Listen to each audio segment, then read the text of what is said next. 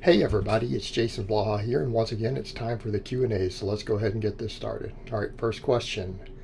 Thoughts on replacing max effort and dynamic effort for bench with a single set of fast explosive reps between 15 and 45 reps and 40 to 70% weight and keeping the accessory work the same? I know this sounds weird, but I saw a bench press champion from Spain training this way. I just want to hear your thoughts.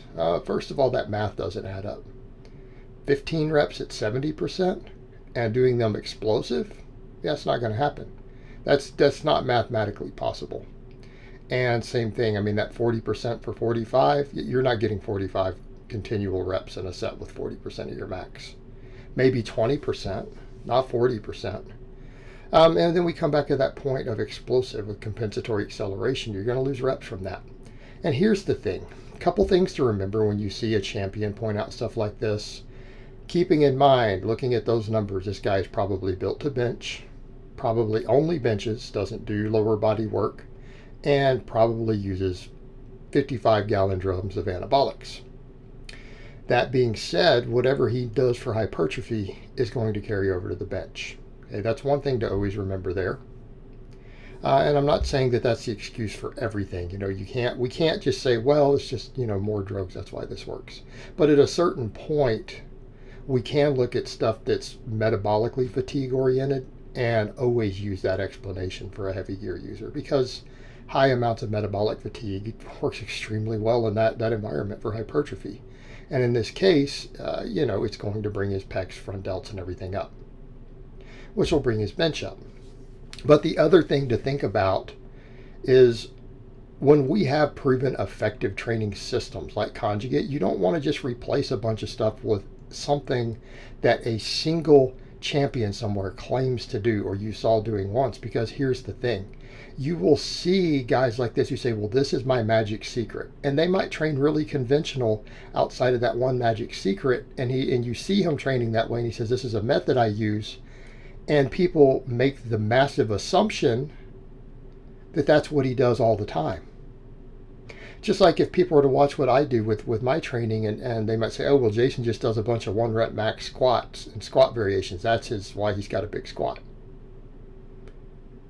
Well, that would be a gross distortion of what I do. How do you know that this guy who does this isn't something he just does once every training cycle? This might be something this guy does once every 4 weeks. It might be something he does for a short block every 12 weeks. And then he's doing a bunch of singles and maxes and other stuff in between. But I can assure you beyond a shadow of a doubt, there is no way that this is how this guy trains for his bench and hits those sort of numbers, and this is what he does year round. Right? Doesn't do anything heavier than this. His heaviest set is 15 reps. You really think this guy trains this way and just walks in and hits maxes like that? Do you think he trains this way 52 weeks a year, that this is all he does for bench and then accessory work? Not even remotely possible. So you guys can't get caught up in that, well, this is what I do. No, you need to see what that person does year round, not what they do on a one-off workout. It's why people who don't vlog all their stuff are not good sources of information. It's the reason I vlog everything I do. All right, next question. Traditional back squatting causes quite bad pain through my knees. Is this from weakness? If not, what exercises would you recommend to replace them? People will ask these things with knees without thinking through what tendon is causing it. Is it shear stress on my knee? Things like that. And, it's one of the things that always baffles me, when we bring up the knees over toes thing.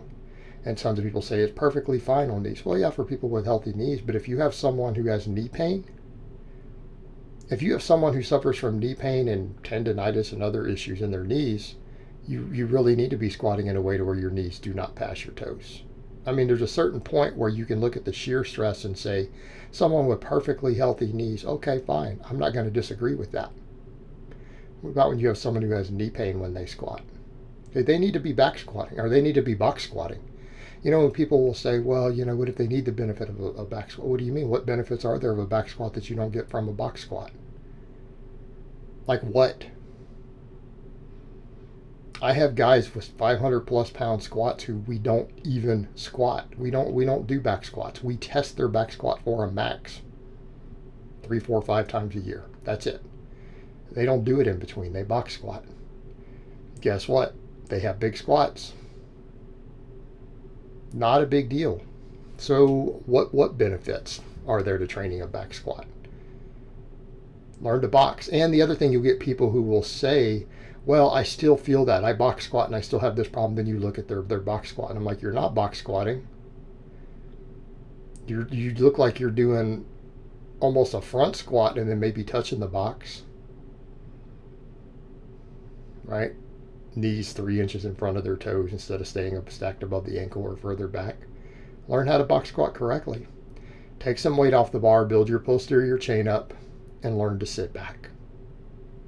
Learn to sit back. I promise you that most people's knee pain, with the combination of building up their hamstrings and learning to sit back on a box squat, it will generally go away.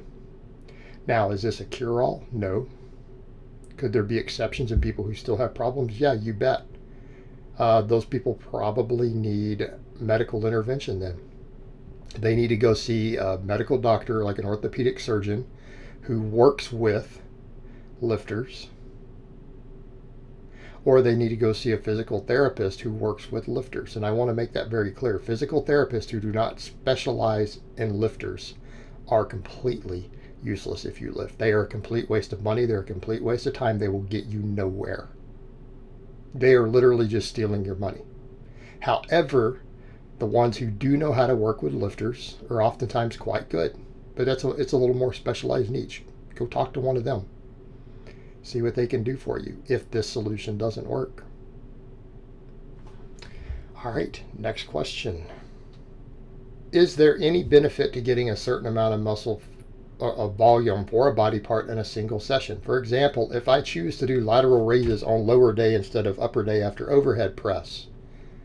Well, let me ask you the question. Instead of saying, hey, I just choose to do this, why don't you ask the better question? What are the pros and cons of doing it this way? If you have an upper-lower split, which is usually what we do on conjugate, what possible benefits do you think you're going to get by doing it that way? Do you think you're going to get anything from it? Why wait till your upper body days to do your laterals? The only reason to start adding more volume beyond 2 days is when you really need more training volume. But here's the thing I'm going to have you look at. Is this truly a weak link that you need to address in this way? In other words, is it really that hard to get that much volume?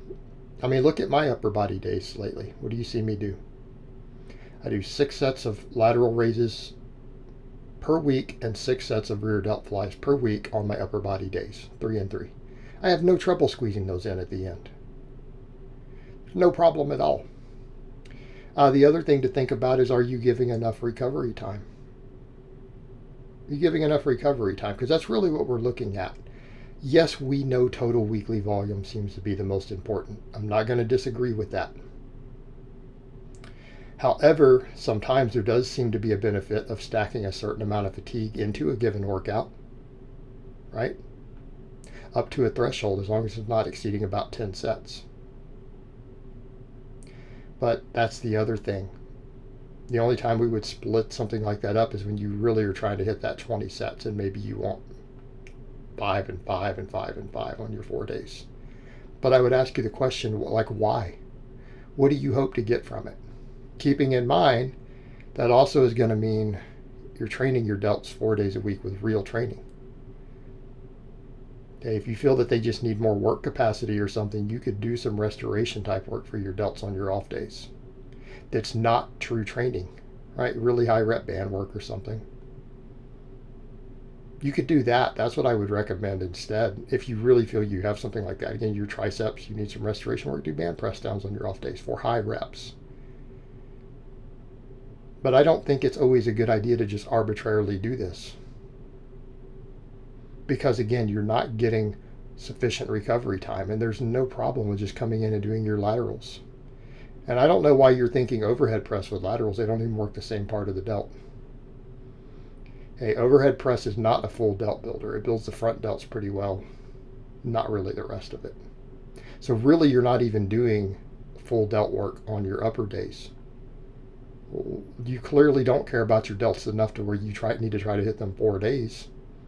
You clearly don't, or else you would be hitting them really hard on your upper days, the whole delt. All right, guys, but that's really all I have to say on that today. I hope it's been informative, and I will talk to you guys next time in part 2.